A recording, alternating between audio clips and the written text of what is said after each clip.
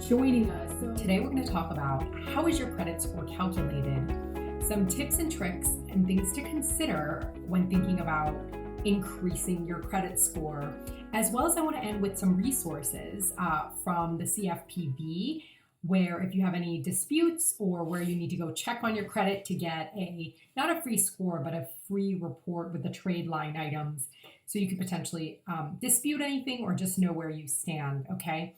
So let's start first and foremost. By the way, I have a handy dandy whiteboard here if you need to go to it. Let's start with what makes up a credit score, okay? First and foremost, credit score is made up of majority your payment history.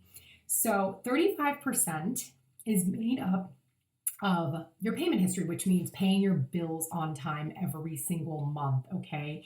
That means, for example, in the student loan world, no matter what your payment is, paying on time and in full helps. If that amount is too large, you can reduce it, but the whole point is make sure you pay on time.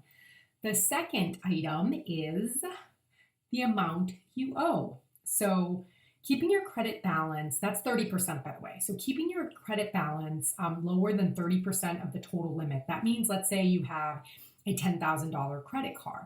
You want to keep the balance below $3,000. And that's why a tip and trick could be to annually call up your credit card company and ask them to boost your limits, or to request on their app to boost the limits, because if your spending goes up, it won't negatively impact your credit score. The third item is your credit history. So how long, what's the average age of your account? Account matters, but also that you have a mix of credit as well, right? And then of course, the fourth one is the mix, actually, that's 10%, having a mix of credit, like student loans, credit cards, mortgages, I say plural, but the whole point is having a mix of credit. And so I'm not trying to recommend to go out and get a whole bunch of debt just to have a mix of credit. I know a lot of people start out perhaps with a credit card.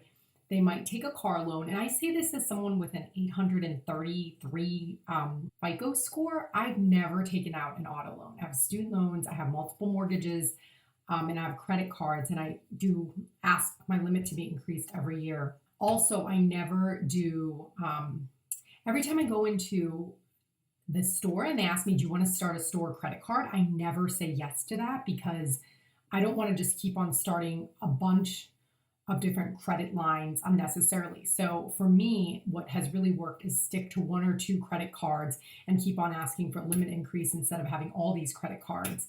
That is what's worked for me, because that is one kind of credit category. I don't want to have a whole bunch of open accounts.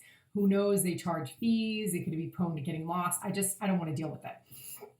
And then last item, 10% as well, is the amount of hard inquiries, right? So that's why I don't apply for multiple credit cards, because I don't want a ton of hard inquiries on my credit, right? I know there's, like, when you go to a lender, they could do an initial soft pull. Some lenders do that, but just be careful of how many hard credit pulls you do, okay?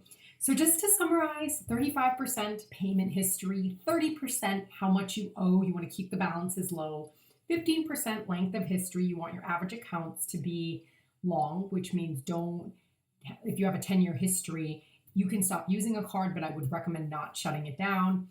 Fourth is the type of credit, like a mix of credit, car, student loans, and mortgage is an example. And then last, pursuit of new credit. Make sure not to have a ton of hard inquiries all the time. And that is the mix that makes up your FICO score. It may fluctuate now and then, but if you want to work towards increasing your scores, just keep these things in mind, okay? Okay, so now let's talk about, I said I was going to talk about, some tips and tricks. I did that within each category. And then I want to talk about resources. So I recommend at least annually across all three credit bureaus to go ahead to annualcreditreport.com.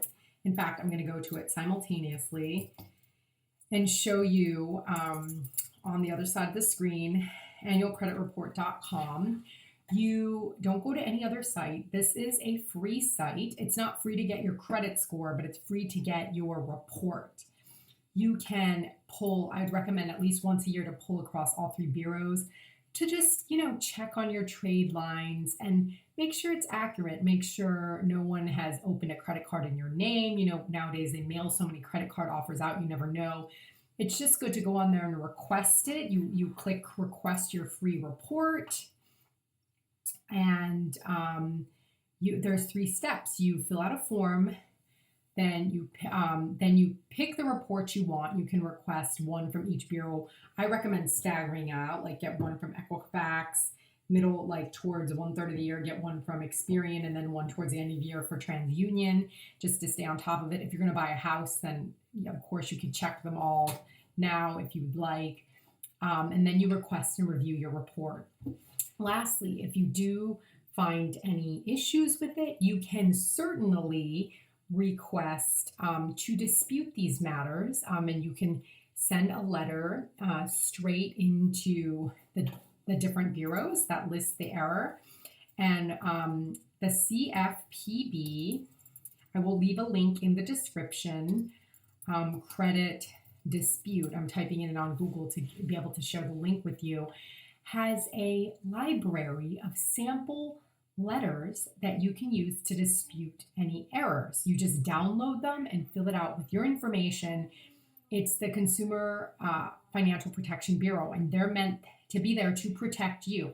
So if you're thinking about applying to some expensive credit repair company, you can try to do this on your own first if the errors aren't egregious or if it's not too much of a headache. But basically, the link I will provide will give you direct access to literally sample letters you can use, which I'm pulling up right this instant to look through them with you. Yeah, literally, you're going to enter your name, your account number, your date of birth,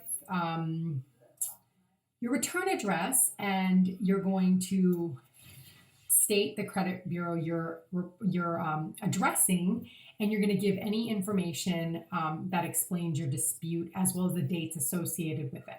Again, I will leave the link below. I'm just sharing that in the event you want to dispute anything.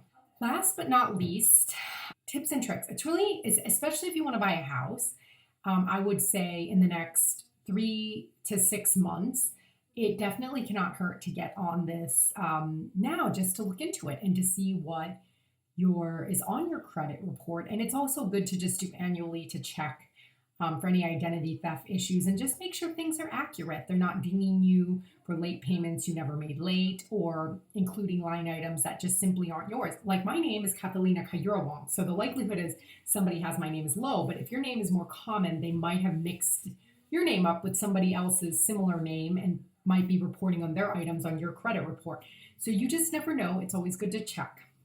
Again, I'm here to talk about all kinds of financial topics, but I specialize and am an expert in student loans, and especially have helped many borrowers move from student debt to their first stages of wealth building, and for many that's getting a house. So if we can be helpful at all to help you, we welcome you to visit us. I'll leave the information below. Please subscribe if you like this content, and we can't wait to bring you more videos.